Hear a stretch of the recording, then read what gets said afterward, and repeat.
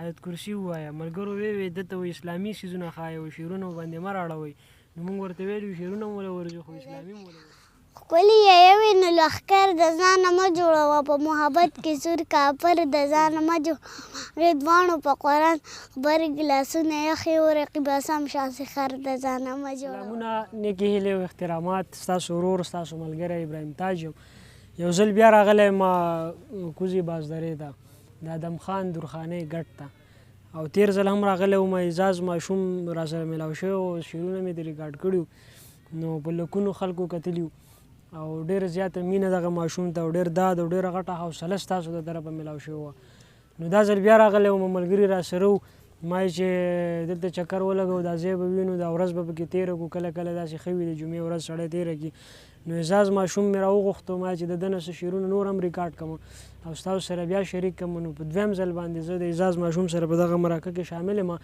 د اعزاز ماشوم والد صاحب هم راسره ناست دی په دغه مرکه کې، او دا یو قسم ډېره ښه خبره ده چې وړوکی ماشوم دی او دونه ښه ټیلنټ. بعضې ملګرو په هغه ویډیو کې تنقید کړی چې بهي دې ماشوم ته تاسو مونځ اودس ولې نه ښایې یا ورته دعاګانې ولې نه ښایې. نو ده له شکر دی دعاګانې هم وله ورځي او مونځ هم وله ورځي او رکعتونه هم وله ورځي. تېر ځل مې ترې اورېدلي وو، درځي درله که نه، رکعتونه هم وله ورځي او په هر لحاظ باندې د دې ماشوم ماشاءالله ډېر ښه تربیت شوی دی. نو زه د او آیت کرسي هم وله ورځي. نو زه د پلار له چې کوم دی نو ډېره غټه داد ورکوم د دغه ماشوم په دې ښه ادبي تربیت باندې. ډېره زیاته مننه ستاسو. نو اعزاز ماشومه څه به راته ډالۍ کړې چې د دې ملګرو نه ملګري ستاسو د شعرونو نه مزې واخلي. اول ملګرو ته سلام وکړه او د هغې نه پس بیا ملګرو ته شعرونه ووایه چې د چا شعرونه هم ورته وایه. ښه، بسم الله الرحمن الرحیم. السلام علیکم ورحمة الله وبرکاته. شعرونه به خبرې لاله ډېرې نه راځي. سا پکې مه اخله خو په قلاره قلاره باندې وایه چې څنګه ښکلې وې.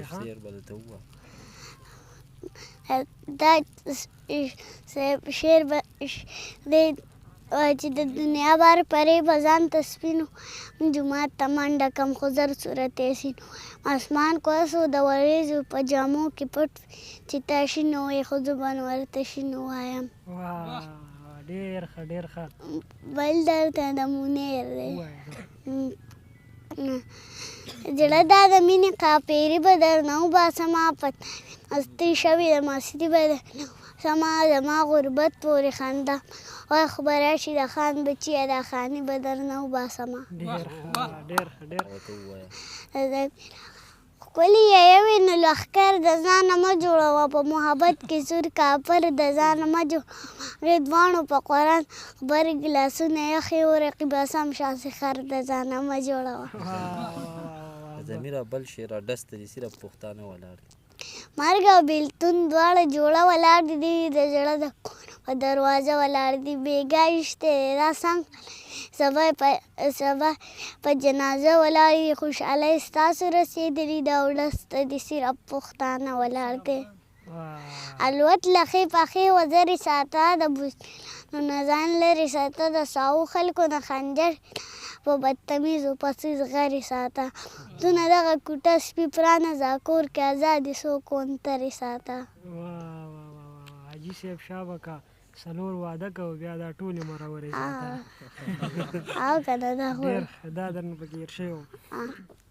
الله دې کې ډېره ګرانه معاملې ده دا شعر کې دا خبره ښه ښکاره ده. مشرکو که بوتان ځان خدایان نیولي دي مسلم هر برات د باباګان نیولي دي.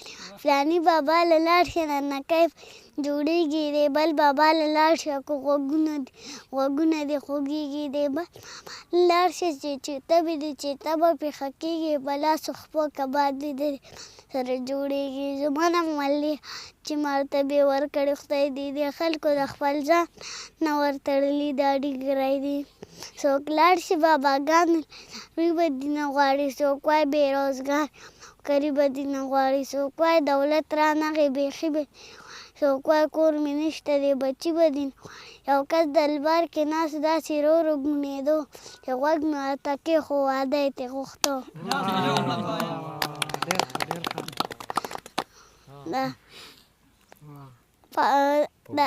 په ګوټ کې یو ملنګ ناست و دغه منجور او د چیټه باندې راښکته د ده سر و مخه ټوخېدو رئیس نه دې خبرو راتلې به ورله ښځې سم ډېر بخت د مالګې او الویش کریم زه دا دې ملنګ دمه کړې وه دا خلکو خوړه وه دا ښځې چې انګاره بیا په لار مشغولېدلې او بل سره به یې خپلې مسلې ولې دې بلې وې ساده ښځې د ده کار خو بدل د نورو مسلو له یې د خپو بابا خو بل دی ډېر اعلی ډېر ښه ډېر ښه هر پښتون د وخت غلام هر پښتون د وخت غلام دی څوک یوې ځان دی په ماتو خپو روان دی څوک په حیران دی د چا خوب له ویرې ورک دی د چا هسې زړه راډک دی د نفرت هوا له چا په چا ایښی ټوپک دی ځمکې کتلګاه تحت حیران پورته